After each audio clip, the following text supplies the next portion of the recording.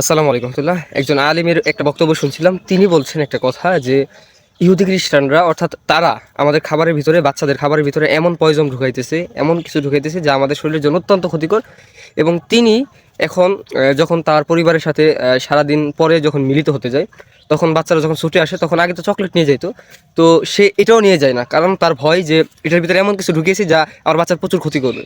তো আমি ছোট মগজে একটা কথাই বলি যে আমাদেরকে শেখানো হয়েছে ছোটবেলা থেকে যে মসজিদ মাদ্রাসায় ইসলামটা সীমাবদ্ধ, অর্থাৎ মসজিদ মাদ্রাসা খানকা এতটুকু পর্যন্ত ইসলাম সীমাবদ্ধ। এর বাইরে আমাকে যে উদ্যোক্তা হতে হবে, আমার ফ্যামিলি, আমার পরিবার, আমার সমাজটাকে যে আমার পরিবর্তন করতে হবে, আমি যে উদ্যোক্তা হব, আমি যে খাবারের চাহিদা পূরণ করব, বা আমি একজন সেবিক হব সমাজের জন্য, এটাই যে ইসলাম, এটা আজ পর্যন্ত আমাদের আলেম সমাজ বুঝাইতে ব্যর্থ, বা তারা এই পর্যন্ত এটা বুঝায় না। তারা জাস্ট বুঝায় ন্যায়পরায়ণতা হবে। ন্যায়পরায়ণতা কোথায় হব? আমার খাদ্যে হব। আমি ন্যায়পরায়ণতা হব তো 100%। কোথায় হব? আমি আমার খাদ্যে হব, আমি আমার শিক্ষকতায় হব, আমি আমার কর্মজীবনে হব। আমি ন্যায়পরায়ণতা এইভাবে বলেন, ব্যাখ্যা করেন।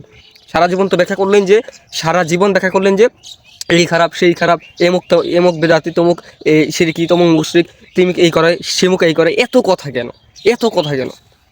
আপনি আজ পর্যন্ত তো 10টা উদ্যোক্তা তৈরি করতে পারেন না, আজ পর্যন্ত 2টা ফাউন্ডেশন তৈরি করতে পারেন না, যার মাধ্যমে ওদের প্রোডাক্টের পণ্যের বিপরীতে একটা প্রোডাক্ট তৈরি করবেন। ওদের প্রোডাক্টের বিপরীতে একটা প্রোডাক্ট তৈরি করে এর পরবর্তীতে আপনি বলেন যে এইটা আর চালাবে না, আপনি এইটা চালান। এটা তো বলেন না। কতটুকুই বা আপনারা পরিবর্তন বা পরিবর্ধন করতে পারছেন, আল্লাহ আলাম, আল্লাহ ভালো জানে। অর্থাৎ বেসিক্যালি দোয়া করবেন যাতে উদ্যোক্তা জীবনে প্রত্যেকটা ব্যক্তি, অর্থাৎ আমার লাইফে আমি 18-20টা বছর সময় দিয়ে আমি একজন আলেম হব। হওয়ার পর একটা মসজিদ, ওই যে সামনে মসজিদ, ওই মসজিদ মাদ্রাসার মধ্যে যাওয়ার পরে 8-10 হাজার টাকা বেতন দিয়ে আমার জীবন পার, নাকি এটার নাম ইসলাম? কে বলছে আপনাকে এটার নাম ইসলাম? ইসলাম হলো আপনি একজন উদ্যোক্তা হন। প্রত্যেকটা সাহাবী কোটি কোটি টাকার মালিক ছিল। আমাদের মতন তো ফকির ছিল না। যে আমরা, আমাদের এই চারিত্রিক অধপতন কেন হয়েছে? আমাদের চারিত্রিক অধপতন হওয়ার কারণ হলো আমরা দরিদ্র সীমায় অন্তর্ভুক্ত। 5,000 টাকা দিলে একজনকে খুন করে ফেলতেছি। তাহলে আমাদের এখন খাওয়ার টাকাই নেই।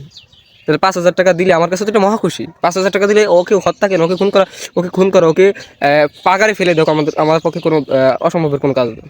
তাহলে এইগুলো ওয়াজ করেন। ওয়াজ তো এইগুলো না, সারাদিন বসে বসে ওয়াজ করার মতন ওয়াজ করেন। আল্লাহ সুবহানাহু ওয়া তাআলা আমাদেরকে সঠিক বুঝদান করুক। হ্যাঁ, আমিন। কথাগুলো কেমন লাগছে জানি না, যদি ভালো লাগে শেয়ার করে দেবেন। আসসালামু আলাইকুম।